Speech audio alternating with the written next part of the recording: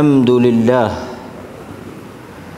نحمده ونستعينه ونستغفره ونعوذ بالله من شرور أنفسنا ومن سيئات أعمالنا من يهده الله فلا مضل له ومن يضلله فلا هادي له أشهد أن لا إله إلا الله وحده لا شريك له وأشهد أن محمدا عبده ورسوله أما بعد.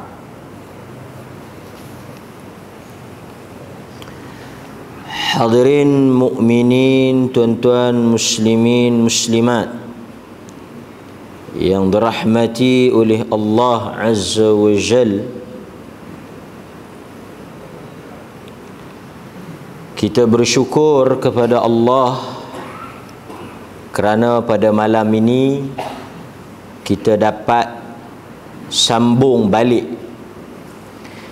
kelas kita berkaitan dengan tajuk qisas ataupun qasas ar-Rasul sallallahu alaihi wasallam wa ashabuhu fi sahih al-hadith an-nabawi. Tajuk kita ni ialah cerita-cerita yang berlaku di antara Rasulullah sallallahu alaihi wasallam dengan siapa? Wa ashabuhu, jamak kepada sahabah. Jadi dia berlaku cerita ini Nabi dengan sahabat. Jadi peristiwa yang berlaku tentang atau mengenai Nabi bersama-sama dengan sahabat itu dikumpulkan berdasarkan kepada riwayat-riwayat yang benar, cerita-cerita yang sahih, yang betul, yang mana cerita itu ada pengajaran untuk kita belajar, untuk kita mengambil manfaat. Maka dikumpulkan dan kita membacanya, mendengarnya, menghayatinya dan mengambil panduan dan pedoman. Malam ini tuan-tuan, seorang lagi sahabiah, kerana dia perempuan, kan? Sahabiah yang sangat mulia, yang disebut antara sahabat yang banyak berkorban untuk agama ini. Tuan-tuan mungkin pernah mendengar nama Asma bintu Abu Bakar. Asma binti Abi Bakar, Abu Bakar Siddiq radhiyallahu an. Yang mana Asma ni dia merupakan kakak kepada Aisyah. Dia kakak. Jadi Asma binti Abi Bakar ni dia merupakan kakak ipar juga kepada Nabi sallallahu alaihi wasallam. Dia merupakan isteri kepada Zubair ibnul Awam. Ini macam mana kita nak ingat tentang Asma ni, kita ingat ayah dia siapa? Pertama, dia anak Abu Bakar As-Siddiq, manusia yang paling afdal selepas Nabi. Abu Bakar lah manusia yang paling mulia selepas Nabi, Abu Bakar. Jadi Asma ni anak kepada Abu Bakar, dan dia adalah kakak kepada Aisyah. Dalam masa yang sama dia juga kakak ipar kepada Nabi. Kerana Nabi berkahwin dengan adik dia, Aisyah Ummul Mukminin. Dia berkahwin dengan Az-Zubair Ibnul Awam, yang digelar sebagai Hawari, pembantu Nabi, pembela Nabi. Nabi kata setiap orang Rasul ada pembela. Semua orang Nabi ni ada pembela dia. Pembela aku ialah Az-Zubair Ibnul Awam. Suami dia ni lah. Dan dia mempunyai anak yang juga terkenal, yang tuan-tuan mungkin kerap juga dengar. Asma' ni ada anak nama Abdullah bin Zubair. Bisa dengar? Abdullah ibnu Zubair. Dia juga ada anak Urwah ibnu Zubair. Abdullah ibnu Zubair tu sahabat lah, tapi Urwah ni tak, adik dia tak. Abdullah ibnu Zubair sempat jumpa Nabi, tapi Urwah tak sempat. So Urwah dia tak jadi sahabat, dia tabi'in. Abdullah ibnu Zubair ni, dia merupakan baby yang pertama lahir di Madinah oleh orang Mekah. Asma' ni dia masuk Islam orang yang ke-18. Kira tak sampai 20 orang lagi lah. Kalau kita boleh masukkan dia di kalangan orang yang awal lah. Apabila Nabi memulakan dakwah, menyebarkan Islam, di antara manusia pertama yang mengikrarkan syahadah, mengucap 2 kalimah syahadah, Abu Bakar, ayah dia. Kemudian diikuti oleh beberapa orang daripada kalangan sahabat Nabi.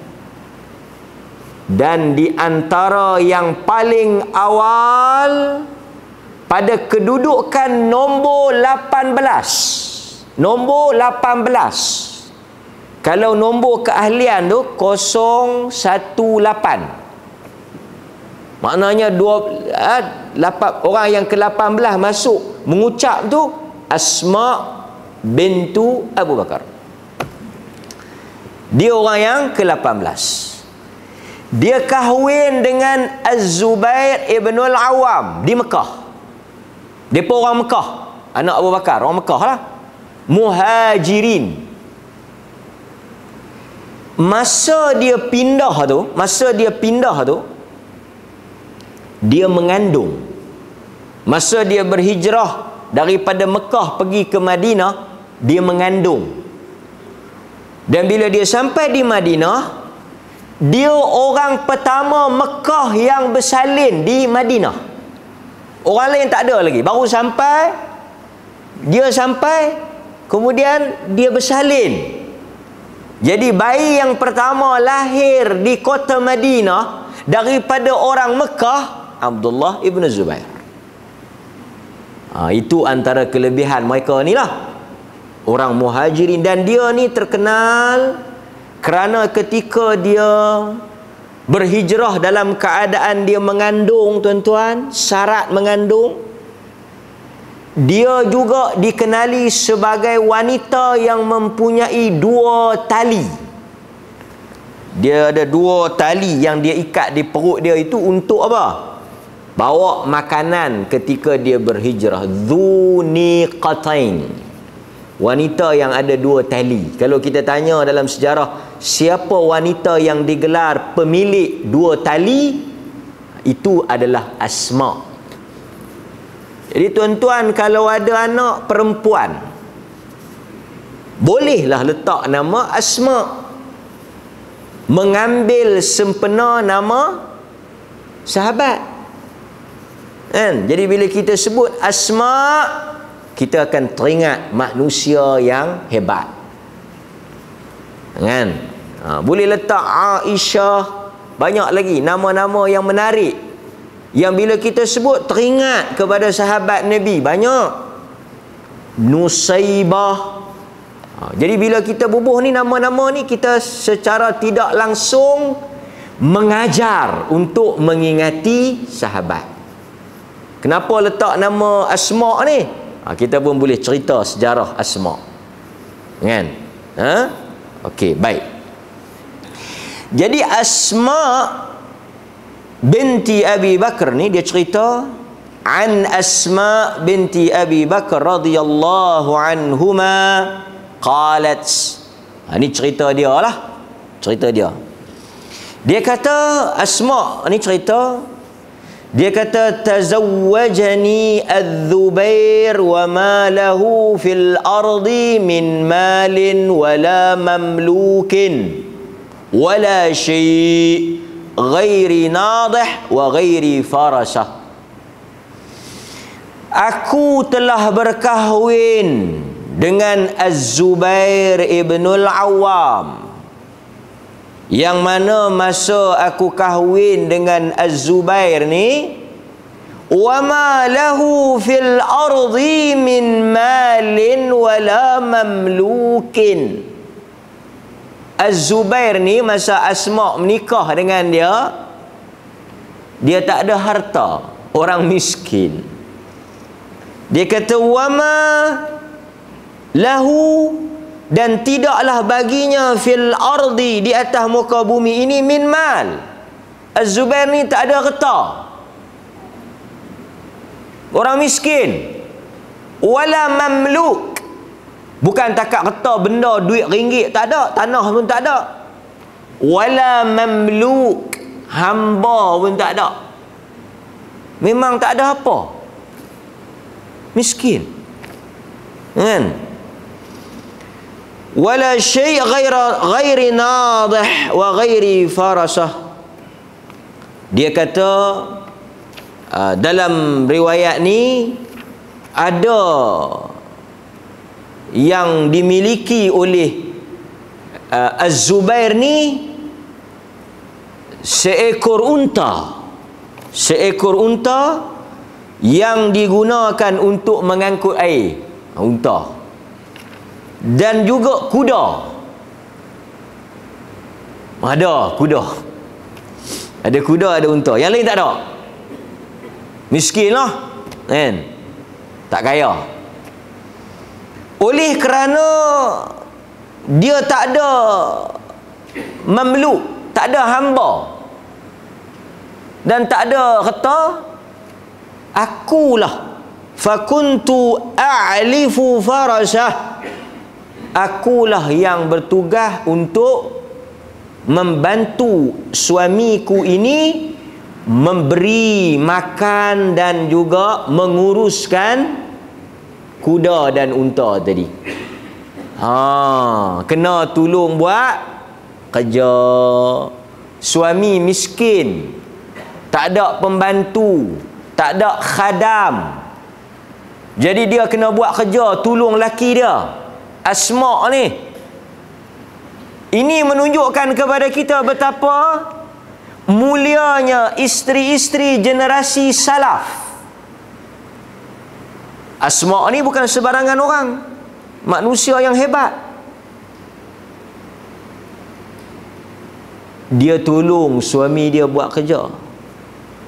Jadi sebab itu tuan-tuan hadirin mukminin, mana-mana wanita yang bangkit membanting tulang untuk membantu suami mereka mencari nafkah, yang mana pada asalnya tujuan perkahwinan itu, nafkah itu di atas bebanan suami. Tetapi bila dia tengok suami dia tak ada kemampuan, suami dia kurang berkemampuan, dia bangkit dengan kesedaran itu nak bantu suami dia, kerja dengan suami dia. dia tolong suami dia, dia telah mencontohi Asma. Hebat. Walhal kalau dia tak kerja, kalau dia tak pergi cari nafkah, dia tak berdosa. Sebab nafkah itu di atas suami dia. Sebab itu kita pujilah sikit. Yang saya tengok bagus, ada negeri yang wanita dia kerja tapi mai tang lelaki balok pula. Duk main dam ya kan, duk bersembang di kedai kopi ya. Isteri dia kerja bagus, wanita-wanita mereka berkerjaya, wanita-wanita mereka bagus, jadi usahawan hebat kan, jadi ahli perniagaan. Tuan-tuan tengok.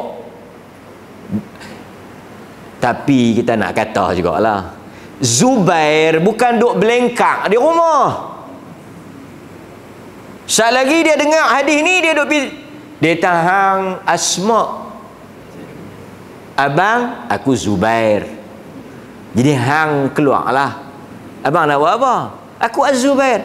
Az-Zubair pun kerja, cuma mereka ni sempit. Az-Zubair tak ada duit, jadi Asma kena tolong. Asma tolong, bukan Asma. Az-Zubair ni jangan main-main, dia ni salah seorang daripada ahli syurga. Jangan tuan-tuan guna kesempatan ahli syurga ni, kami tak buat kerja, tulang reput. Tak. Sebab itu kalau suami keluar kerja, isteri nak bantu, hatta boleh tak seorang wanita keluar kerja? Kalau orang tanya boleh tak orang perempuan keluar kerja, dalil cukup banyak. Zaman Nabi wanita berkerjaya. Jadi kita tak payah duk bincang panjang kan, orang perempuan boleh tak keluar pergi kerja jadi cikgu ke, jadi doktor ke apa ke. Memang banyak hadis yang kata zaman Nabi orang perempuan kerja. Ni salah satunya Asma, dia keluar pergi kerja. Bagi makan unta, bagi unta tu untuk nak guna sekali lagi, kuda pun nak guna, dia bagi kerja, dia keluar. So wanita keluar rumah berkerjaya memang telah berlaku daripada zaman Nabi. Cuma apa tuan-tuan, kita nak ingatkan suami-suami di luar sana, kalau kita nak faham hadis kata wanita kerja, dia hendaklah dibaca bersama dengan hadis yang kata suami pi kerja. Faham tuan? Dapat? Jadi kalau suami keluar kerja, melainkan mana suami engkau? Suami saya lumpuh, suami saya stroke, suami saya apalah maknanya, terlantar lah. Mana suami hang? Banyak kadang-kadang pergi minta zakat, pergi minta bantuan. Kita tanya mana suami? Suami pergi haji. Haji apa? Bulan Muharram. Haji balik hari ustaz. Hush. Ada umrah tak? Tak. Terus naik haji. Tamattu'? Tak. Qiran? Tak. Ifrat? Tak. Haji apa? Haji dam. Punya tak guna. Laki-laki macam ni, kata Piramli, kita tembak je dengan senapan gajah. Agama jadi sengit. Dalil-dalil yang dibaca oleh sebahagian orang, dia kata wanita kena taat, wanita kena bantu. Tengok Asma keluar kerja, jangan baca bahagian tu saja, baca bahagian Zubair kerja. Baca bahagian macam mana Nabi suruh satu orang keluar pergi potong kayu api, cari. Kena baca juga hadis-hadis tu, jangan baca hadis ikut nafsu. Maka sebab itu kita katakan suami pilah cari kerja. Sangat tidak ada maruah, buatlah apa pun yang boleh buat, melainkan dia uzur, dia sakit dan sebagainya, itu lain lah. Tapi tak ada dalam dunia Islam, tak ada dalam hukum Islam isteri yang tanggung nafkah. Kadang-kadang suami action, Dia tak mau buat kerja apa. Dia nak kerja. Dia kata aku kan boleh kerja hangat ni, demam. Yang laki bini dia tak boleh pula kerja hangat. Tak boleh. Sebab Quran kata ar-rijal qawwamuna 'alan nisa bima faddalallah. Lelaki itu kami angkat di atas wanita kerana mereka yang memberi nafkah kepada isteri. Quran kata diangkat suami itu kerana apa? Kerana peranan dia tu yang besar. Dia tu yang jadi kepala keluarga. Jangan sampai nak pergi sekolah pun bini bagi anak duit. Melainkan kalau lelaki tu bagi kat bini dia tak apalah. Kan? Kita tak mau macam tu. Tak kira lah kan, berjanggut ke, bercelak ke, berserban ke, berjubah ke. Mana lelaki hang? Dakwah. Mana lelaki hang? Dakwah. Dakwah ni apa? Ni anak bini ni bukan dakwah. Kafa bil mar'i ithman. Satu orang suami itu Tuhan kata dia berdosa. Ay yudayyi' man yaqut. Apabila dia pergi dalam urusan lain dan dia tak jaga anak isteri dia, agama kita dia tu berdosa. Tak kiralah atas nama dakwah ke, keluar pergi cari apa ke, apa. Tak ada dalam agama ni. Melainkan kalau dia nak keluar pergi dakwah, tak apa, tak salah. Depa duk dengar live saya, depa kata macam-macam kat saya jawab lu. Dia nak keluar dakwah tak apa. Dia kata apa nama bini dia? Bedah mari sini Bedah. Abang nak keluar berdakwah Bedah. Jadi ni abang tinggal satu kredit kad visa. No limit Bedah. Hang apa? Bukan jolok. Apa kad kredit ni? Ni apa? Swab. Hang swab lah. Banyak mana hang nak swab pun Bedah. Tak ada limit. Melainkan kalau hang sakan sangat mungkin cerah duit aku bulan tu. Kan? Ini kad kredit hang pergi jolok banyak mana. Duit semua aku dah sedia. Kereta pun aku dah bor minyak, tol pun aku dah apa semua dah siap dah. Api ayak pun aku bayar dah untuk 3 tahun dah. Siap. Bagi kat TMB. Kalau lugu tu Bedah kata kat abang dia, "Bang, abang pilah berdakwah seperti mana Nabi Musa. Nabi Musa pi 40 hari, abang pilah 40 tahun." Tak apa lah. Nabi Musa pi 40 hari kan? Wa idh wa'adna Musa 40 lailah. Quran kata dan Musa itu telah keluar mengambil janji dengan kamu 40 hari. Tak apa abang pi lebih pada 40 hari tak apalah. Kan? Lega Bedah. Kan? Ini nak pergi berdakwah. Bedah aku nak pergi berdakwah ni. Nanti lu abang, lampu pun sak padam, sak cerah ni pasal apa abang? Agama. Sebab itu Nabi kata apa? Wabda' bi nafsik. Mulakan dengan diri engkau. Kemudian dengan keluarga engkau. Maka ini yang kita kena jelas. Baik. Dia kata oleh kerana tak ada orang nak, dan saya juga nak jawab pada sebahagian orang yang kata isteri ni sebahagian berceramah, tak apalah, mungkin dia isteri ni duduk di rumah kan gaduh buat apa? Tengok gaduh buat apa? Duduk saja buh inai tengok drama pukul 7. Basuh baju tak gaduh, masak tak gaduh. Betul ke?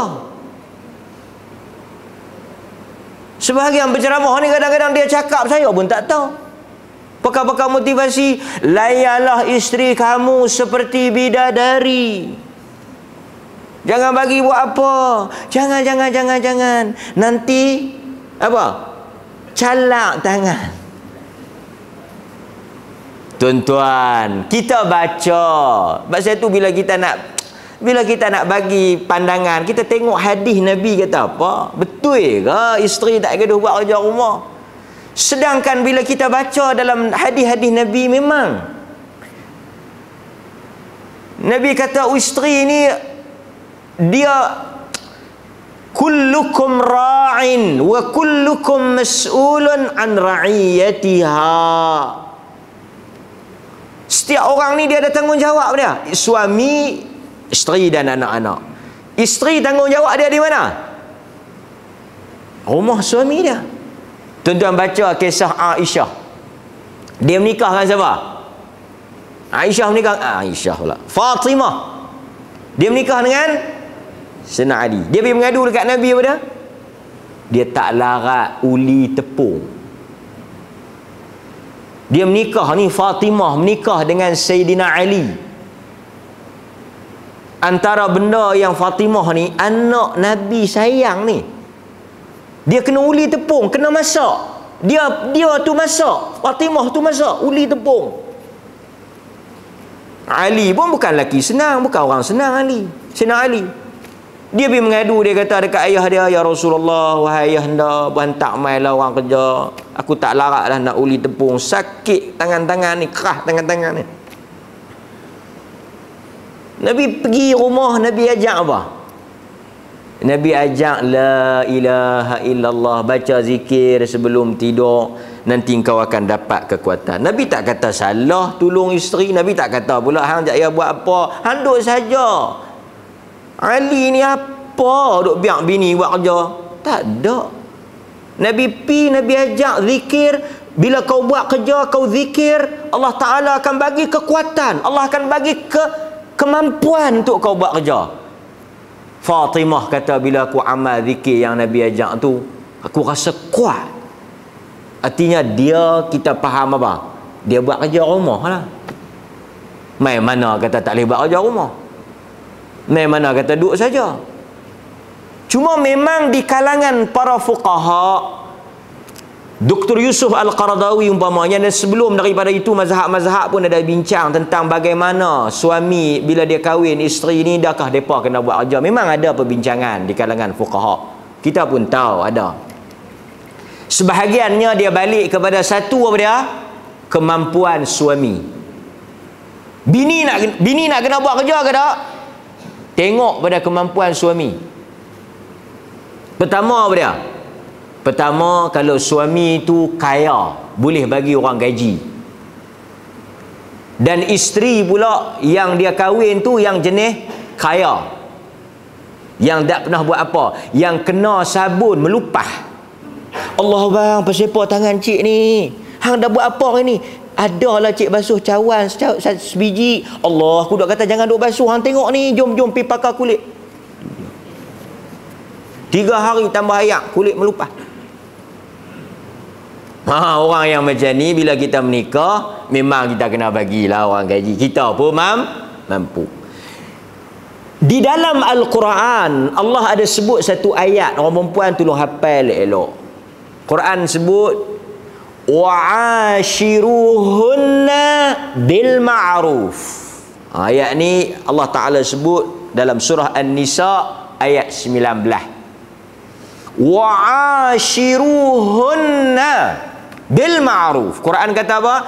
Dan gaulilah dan layanlah isteri-isteri kamu dengan cara yang baik, bil ma'ruf. Di kalangan ahli tafsir kata bil ma'ruf tu dengan apa? Dengan kita sedaya upaya ra'i kalau kita mampu.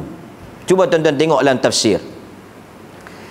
Di kalangan ulama kata, bila Quran kata gaulilah, layanlah isteri kamu dengan cara yang baik. Ni isteri-isteri ni kena dengar. Sebab bila mereka tak ada ilmu, mereka mudah diperkudakan oleh suami. Mereka ada hak. Mereka kena bagi tahu, Quran suruh. Kan? Kadang-kadang yang sakan sangat ni bukan hak yang tak mengaji tu, yang mengaji tu yang sakan sangat tu. Quran kata hendaklah bergaul. Bergaul dengan cara yang baik. Quran umum, general. Maksudnya kita tanya kat bini kita, kita kaya, kita mampu. Hang dulu di rumah mak hang duk masak nasi. Beras pun cik tak tahu lagu mana rupa beras. Tak tahu. Ikan biasa goreng ikan pun tak tahu. Maksudnya mangkit-mangkit dah siap dah. Jadi bila kita kahwin macam ni, macam mana kita nak gauli dia, kita nak layan dia dengan cara yang baik? Kita beri kepada dia pembantu, khadam. Orang gaji lah, bahasa kita orang gaji lah. Dia dulu tak bisa buat kerja, kita pun tak pergi buat kerja. Pasal itu bila kita nak kahwin, kita kena tengok kafa'ah, sekufu. Dia dah, saya nak bagi macam mana ustaz? Orang gaji saya pun tak ada duit. Yang hampir menikah orang kaya buat apa? Bila kita menikah dengan dia, dia kaya, dia tak pernah buat kerja. Semua orang buat. Basuh baju tak pernah basuh, nasi tak pernah masak. Dia kahwin dengan kita. Kita pula susah punya teruk tahap kita ni, air paip pun tak ada, kena pergi duk cedok di telaga tu. Punya teruk kita ni. Kan? Dia tinggal orang tak pergi mandi ya, punya kaya. Kita pergi kahwin. Pasal cinta tu buta. Bila dia main duduk dengan kita tuan-tuan, yang ni yang tak ada 6 bulan, pi naik tingkat 1 mahkamah. Pasal tu agama dah atok elok dah. Kahwin ukur baju di badan sendiri. Kalau kita jenis masak nasi, tiup kayu api, penuh arang, cari yang tiup juga. Supaya dia bila dia main di rumah kita, dia pun tahu nak tiup. Faham tak? Faham. Baru kekal rumah tangga. Saya sembang tak lah. Tuan-tuan lebih lagi lah, ada yang 30-40 tahun. Macam mana tuan-tuan kekal? Pasal kita nikah yang setara dengan kita. Kufu. Walaupun dia tak masuklah rukun nikah, tapi ada ulama suruh tengok. Nabi suruh ukur. Maka sebab itu kata para ulama, jumhur para ulama menyatakan sebaiknya seorang suami itu hendaklah melayan apa yang layak bagi seorang isteri. Sekiranya isteri tersebut dari sudut urufnya dia memang orang senang, kita pun layan kalau kita mampu. Demikian juga di kalangan para ulama kata tengok pada uruf. Kalau di negeri kita ni memang isteri buat kerja rumah. Adakah isteri yang tak buat kerja rumah? Semua buat kerja rumah. Semua buat kerja rumah kan? Maka isteri tersebut juga hendaklah buat kerja rumah. Seperti di zaman Nabi, Asma buat kerja rumah, Fatimah buat kerja rumah. Pasal apa mereka buat kerja rumah? Kerana tuan-tuan nampak tak? Fatimah uli tepung, Asma tolong Zubair. Apa maksud dia? Wanita-wanita pada zaman itu memang buat kerja rumah. Kerana itu kita jumpa hadis-hadis lagu ni. Maka di negeri kita pun samalah. Seorang isteri buat kerja rumah. Nampak? Itu apa yang disebut oleh para ulama.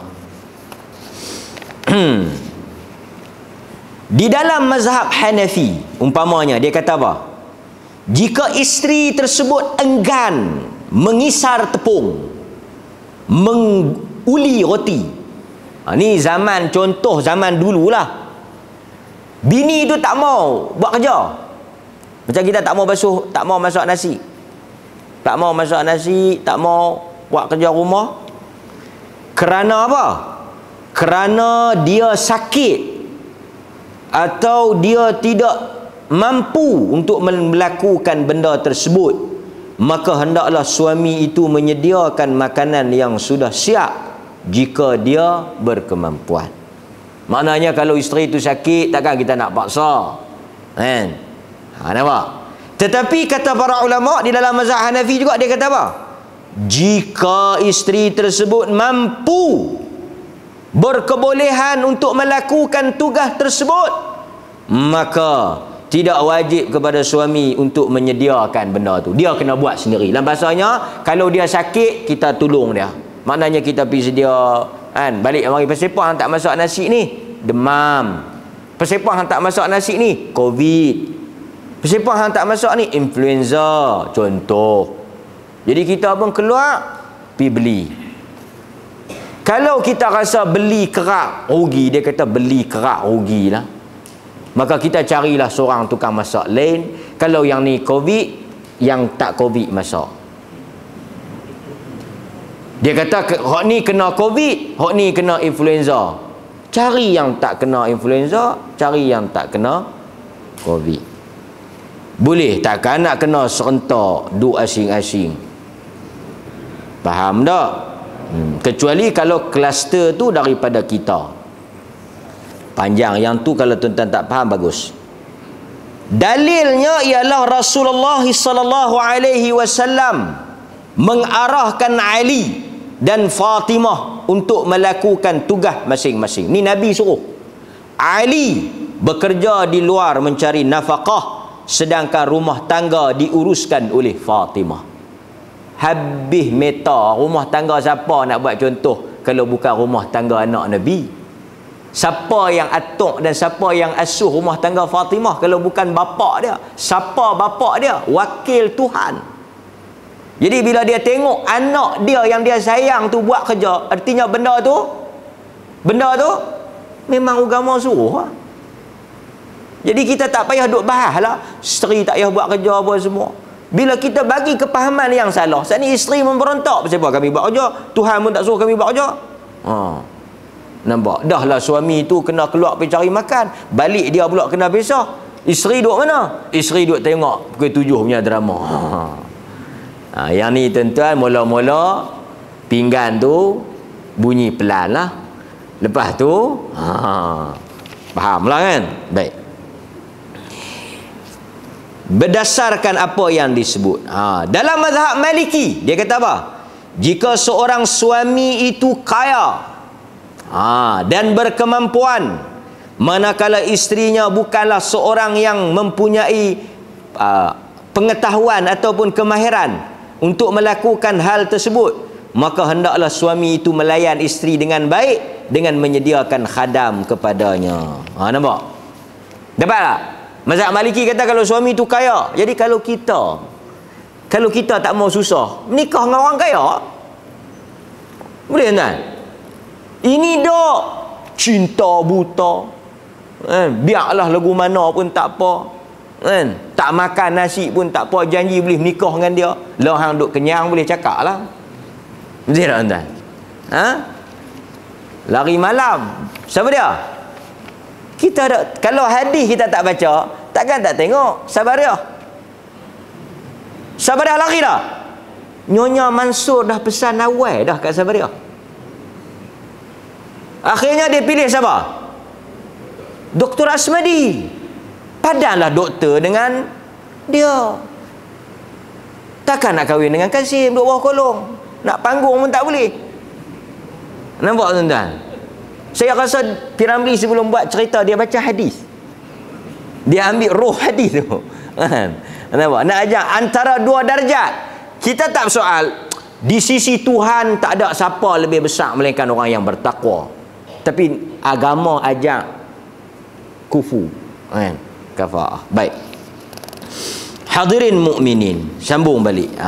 Kata para ulama, antaranya Al-Imam Ibn Taymiyah rahimahullah. Ibn Taymiyah kata apa? Dia kata, "Thumma min haula'i man qala tajibu al-khidmatu yasirah wa minhum man qala tajibu al-khidmatu bil ma'ruf. وهذا هو الصواب فعليها أن تخدمه الخدمة المعروفة من مثلها لمثله ويتنوع ذلك بالتنوع الأحوال فخدمة البدوية ليست كخدمة القروية nampak والخدمة قوية ليست كخدمة ضعيفة. Dia kata ada ulama yang kata wajib isteri untuk urus rumah tangga, wajib. Sebahagian ulama lagi kata melihat kepada uruf, tengok pada uruf setempat, adat setempat, macam apa peranan seorang isteri. Di situ apa peranan isteri. Dulu peranan isteri orang tak pernah bincang. Pasal apa? Orang Melayu memang faham isteri buat apa? Kerja rumah. Kerja rumah, tak ada masalah. Orang dah faham dah, isteri kerja rumah. Pasal itu pelik kalau suami buat kerja rumah. Tapi saya nak habaknya, suami yang bagus ni dia akan bantulah seperti hadis Nabi kan. Dia tu tolong. Janganlah dia pula melampau pergi pula. Banyak setengah penceramah kan, macam dulu tuan-tuan duk dengar. Bila suami balik, buka pintu, apa dia buat? Dia bawa ayak teh-o, Nescafe ke apa. Di tangan kanannya air, di tangan kirinya rotan. Oh, abang minum ayak abang, sedap tak? Gula lebih sikit. Ni rotan abang, tengah belakang. Pasal korang gula. Tu dia, wanita ni lah yang masuk syurga. Takkanlah teh tak sedap boleh tibai bini bagi ketahuan lah nak cerita pun. Kan? Hatta Nabi tak bagi pukul, melainkan dalam keperluan. Quran kata last choice. Quran kata pertama tegak, pisah tempat tidur, lantik wakil pihak sana, wakil hakaman, sana ada seorang mai, sini mai seorang. Last sekali kalau nampak tak boleh, pukul lah tu pun ghaira mubarrih. Jangan bagi kesan, pukul nak bagi didik sikit-sikit ya. Tiba-tiba mai kih apa yang dia tiba ni? Kih kopi tak sedap. Kan? Ini tak betul. Dan dia kata apa lagi? Dia kata wanita yang mengurus pekerjaan rumah sesuai berdasarkan keadaan masyarakat. Kerana kadang-kadang orang badui memang buat kerja berbeza dengan orang bandar. Isteri yang kuat berbeza dengan isteri yang lemah. Jadi dia kata tengok pada situasi, kan? Contoh umpamanya dalam zaman sekarang wanita-wanita banyak bekerjaya. Wanita banyak bekerjaya, mereka kerja di luar. Jadi kalau mereka tak buat kerja rumah, suami redha, suami tak ada masalah apa, okey. Kadang-kadang suami tak ada masalah apa. Yang masalah ni siapa dia? Maharani. Tahu maharani? Tuan-tuan faham tak maharani? Suami isteri tak ada apa. Suami kerja, isteri kerja, dua-dua kerja. Jadi beli makan nasi bungkus, baju hantar pi dobi. Semua depa laki kata apa? Laki kata tak apa. Kesian hang tak payah duk masak, hang pun kerja, beli. Baju tak apa, hantar siap setrika. Hang rehat, hari-hari duk kerja. Okey aja. Mai maharani tu. Faham tak maharani? Mai maharani. Takkan hari-hari hang makan nasi bungkus? Baik hampir menikah dengan siam tu. Maharani bertitah. Baju hang basuh man. Hantar dobi mak. Tak buang mesin basuh tu. Maharani bertitah lagi. 2-3 kali maharani buat keluar titah perintah. Jahanam rumah tangga tu. Tuan-tuan nampak? Bukan mesti, kita kata bukan mesti wanita tu buat kerja rumah. Dia balik kepada apa? Uruf. Kalau isteri tu tak ada masalah, suami pun tak ada masalah, dan dia faham keadaan isteri. Kadang-kadang isteri dia kerja lebih, isteri dia doktor umpamanya, dia tak doktor sangat, dia mungkin kerja masa banyak, dia basuh baju. Mai pula mak dia mai. Hang buat apa mak? Lepas dia baju. Bini hang pergi mana? Dia on call. Tak tahulah kat hampa. Ayat tu ayat nak habaq kata kan, walah tak ada masalah, tak ada youth pun, nampak? Baik tuan. Hadirin mukminin, kita sambung, selesai bab tu, selesai bab tu, kita sambung balik. Dia kata bila dia ni kerja dia apa? Kerja dia berat juga ni. Kerja dia ni pergi cari makanan kuda dengan makanan unta, pergi bagi makan. Dan dalam cerita ni sebut makanan unta dengan kuda ni bukan jenis jual siap-siap, kena proses. Ambil biji nawa, ambil biji tamar, tumbuk. Bukan tumbuk pakai mesin, tumbuk tangan, pi bagi makan. Kuda bukan makan sikit-sikitnya, unta makan teruk. Tanggung ni, tanggung. Dia kata tanggunglah 1 hari atas kepala. Ala ra'si wahia minni ala thuluthai farasakh. Faji'tu yawman wa nawa ala ra'si. Dia kata 1 hari aku tanggung tah kepala aku. Bawa balik ni berat, tak ada orang kerja ni. Nampak? falaqitu Rasulullah wa ma'ahu nafarun minal ansar. On the way aku duduk tanggung, Nabi lalu nampak aku. Nabi tengok sian Asma. Tapi Nabi tak kata apa. Nabi tak kata mana Nabi Zubair. Pasal Nabi tahu Zubair buat kerja.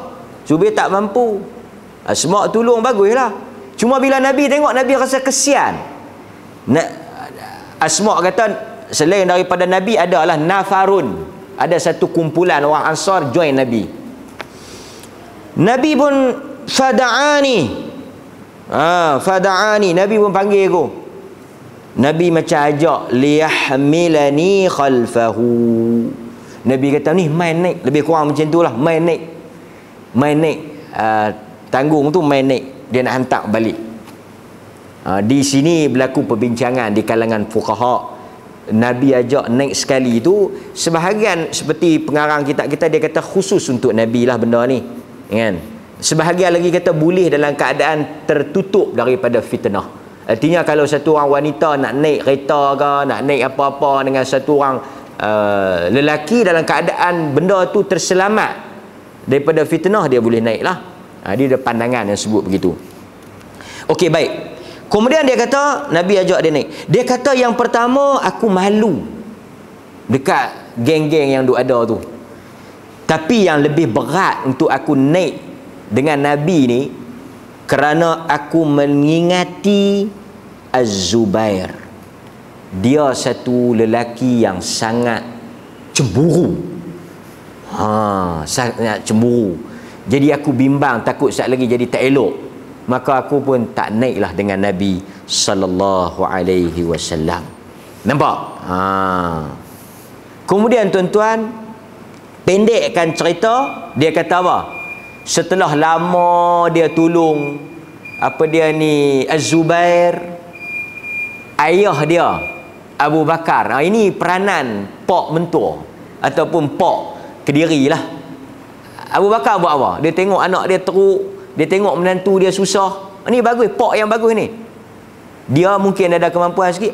Arsala ilayya Abu Bakrin ba'da dhalika bi khadim.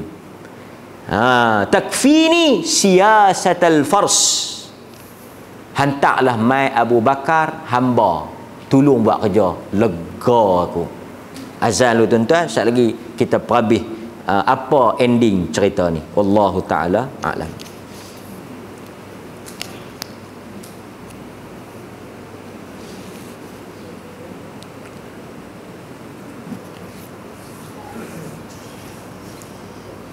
Okey. Kita sambung sikit lagi tuan. Jadi dia kata bapa dia Abu Bakar As-Siddiq telah hantar satu orang khadam, orang gaji khadam lah, hamba, mai bantu dia buat kerja rumah. Dia kata mulai daripada hari itu, dia kata ni, faka'annama a'taqani, aku rasa macam baru merdeka tu. Maknalah rasa selama ni aku jadi macam hamba, elok-elok boleh khadam, tak gaduh dah nak tanggung biji kurma, tak gaduh nak tumbuk, tak gaduh nak bagi makan, tak gaduh nak angkat ayak, lega, bantu. Maksudnya bolehlah ibu bapa yang ada kemampuan ni. Pertama tuan-tuan, Abu Bakar tahu tak kata Zubair ni tak ada duit? Dia tahu. Tapi dia benarkan juga kahwin ni barangkali mungkin ada keberkatan. Kerana dalam Quran kata kalau kamu kahwin dia bagi kaya. Cuma kita kalau berkemampuan kita bantu lah. Seperti yang mana dilakukan oleh Abu Bakar. Baik tuan-tuan, sambung. Perhabis cerita ni sikit. Dia kata pertama dia tak mau naik dengan Nabi ni kerana dia teringat Abdullah bin Az-Zubair suami dia ni cemburu. Cemburu yang sangat kuat lah. Dan memang ghirah, perkataan Arab ghirah, cemburu ni memang kena ada pada suami, bukanlah pada isteri sangat. Isteri nak cemburu tu biasalah, tapi dia suami dia ghirah. Ghirah ni maksudnya dia tak boleh tengok isteri dia buat satu benda yang dia tak suka. Bagusnya Asma ni, dia tahu kata suami dia tak suka benda tu, dia tak buat. Ini isteri yang bagus. Bila dia tahu suami dia tak suka benda tu, dia tak akan buat. Ataupun dia elakkan daripada buat benda yang dia tahu saat lagi suami dia marah. Dia balik cerita dekat Nabi. Nabi kata apa? Aku melihat engkau menanggung biji di atas kepala, lebih aku suka daripada engkau menunggang bersama Nabi. Maksudnya memang Zubair tak suka lah. Zubair kata buat kerja lah, kan? Kan, baik. Tapi tuan-tuan, last sekali, ini juga pengajaran untuk kita. Apa jadi pada Az-Zubair dan Asma? Az-Zubair dan Asma dalam riwayat mereka bercerai. Kenapa mereka bercerai? Banyak sebab lah. Itu antara jawapan yang paling tepat lah, tak ada jodoh. Tapi saya nak ceritanya, mereka juga manusia biasa. Di samping kemuliaan mereka, kita kena faham manusia tetap manusia. Ada satu riwayat cerita mereka bertengkar dalam satu pertengkaran yang agak keras, sehingga kan Asma panggil anak dia Abdullah mari masuk tolong dia. Ketika Abdullah datang, Az-Zubair Ibn Al-Awam kata, kalau kau masuk, jatuh talak pada ibu kau. Ada sebahagian riwayat sebut macam tu. Adalah riwayat-riwayat lain pun cerita macam mana mereka cerai. Tapi saya nak sebutnya, seperti yang disebut oleh Bangki tadi, kita beriman bahawa jodoh manusia di tangan Tuhan. Allah yang tentukan. Barangkali mungkin dia dah usaha nak jaga, nak pedul, nak elakkan, tapi qadar Allah, benda tu nak jadi. Sebab tu kalau kita kata Az-Zubair orang tak bagus, dia bagus. Sahabat besar Nabi. Asma bukan wanita biasa, wanita mulia, tapi rumah tangga mereka tak kekal. Cuma saya selalu sebutlah, kisah-kisah yang macam ni mengajar kita jangan bersangka buruk dengan orang yang mungkin tidak panjang jodohnya. Kan? Nampak? Walaupun mereka ni dah melakukan yang terbaik lah. Dan Asma ni pun wafat lewat umur 100 tahun. Di hujung usia dia, mata dia buta. Dan dia seorang wanita yang sangat kuat ibadat, terutama sembahyang malam. Nampak kan? Dan nak kata Asma ni cerdik dia ni, tengok satu cerita. Dia kata, ja'ani rajulun, datang satu orang laki-laki miskin mai jumpa dia. Ya Umma Abdullah. Asma ada anak nama Abdullah bin Zubair kan, jadi dia tu mak Abdullah. Laki-laki ni mai, wahai ibu kepada Abdullah. Dia panggil Asma, inni rajulun faqir, aku orang miskin. Aradtu an abi'a fi dhilli darik, aku nak minta izin nak menega depan rumah hang, boleh tak? Fi dhilli dariki, dhil bumbung, dar rumah, boleh tak aku nak menega atas ni, nak jual atas ni? Asma nampak tuan, dia faham kedudukan isteri, dia tak akan buat keputusan, dia rojok suami dia. Ini wanita yang bagus, isteri yang salihah, dia akan rojok. Apa-apa tuan-tuan, satu orang suami akan rasa besar kalau apa-apa keputusan dirojok pada dia.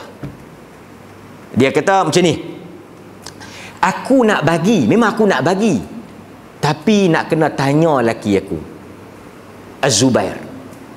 Macam ni, saat ni Az-Zubair ada, hang mai hang habang kata hang nak menega, aku tahulah nak buat macam mana. Dia nak bagi kan, tapi dia ada suami. Pasal itu kita isteri dia kena tahu suami itu ketua, dia penolong. Pasal itu kita dalam rumah tangga kena jaga adab. Jaga adab macam mana? Jangan jatuhkan maruah suami di depan anak-anak. Apa kata suami, itu kata putus. Ini kadang-kadang kan, suami kata lagu tu, mai dia batalkan, dia pula Perdana Menteri.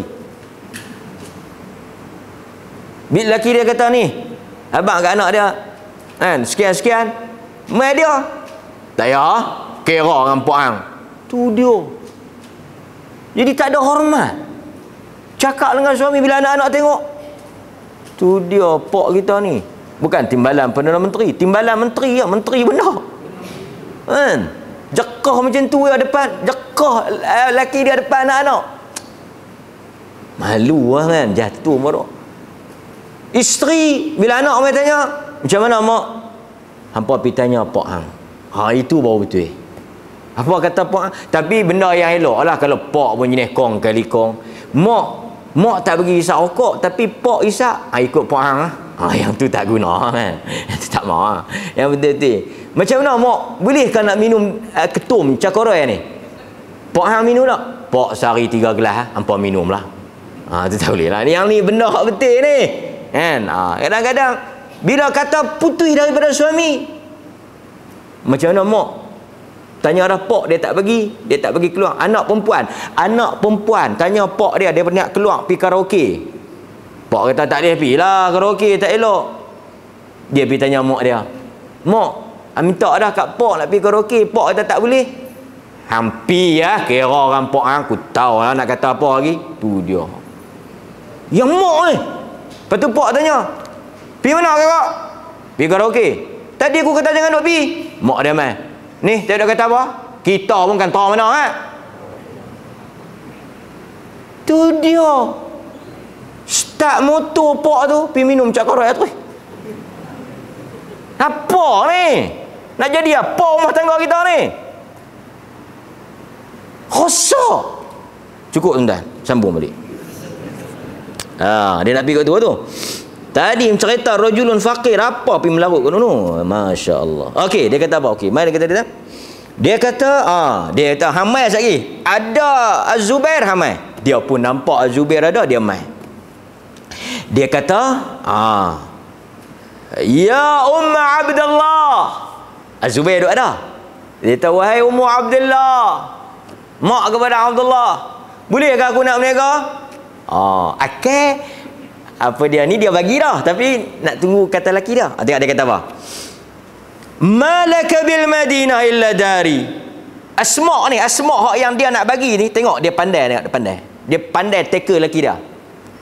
Ni dalam Madinah ni habis rumah dah kah yang nak mai duk berniaga depan rumah aku ni? Yang ni yang tuan-tuan kadang-kadang kita pelik kan? Apa dia? Jamil pi nak kutip duit sewa. Rohani balik mai terus nak perbaik rumah. Apa satu ni? Tadi dia kata boleh berniaga, tiba-tiba bila dia mai dia minta pula kali kedua, marah dia. Hampir cari rumah lain dululah. Habis rumah dah kah? Yang nak berniaga saya rumah aku. Az-Zubair duduk dalam rumah dengar. Keluarlah dia. Dia kata malaki antamna'i rajulan faqiran yabi'. Awak yang buat kat kawan tu lagu tu. Awak yang tak bagi dia berniaga pasal apa? Kesian dia orang susah. Umpan dah kena. Main berniaga, tak ada kira dengan dia. Berniaga. Nampak tuan-tuan? Cerdik, zakiyah. Dia nak bagi tapi dia tahu laki dia macam mana. Kalau ada isteri macam ni, dia faham suami dia. Tengok, tadi Nabi dia tolak elok-elok, dia tahu. Boleh je dia nak naik dengan Nabi, bukan ada masalah apa. Tapi dia tahu suami dia macam mana. Mai kawan tu dia tahu suami. Banyak bila kita baca, kita belajar. Mudah-mudahan Allah rahmat kita tuan-tuan. Sallallahu ala nabiyyina Muhammad wa ala alihi wa sahbihi wasallam. Walhamdulillahirabbil alamin. Assalamualaikum warahmatullahi wabarakatuh.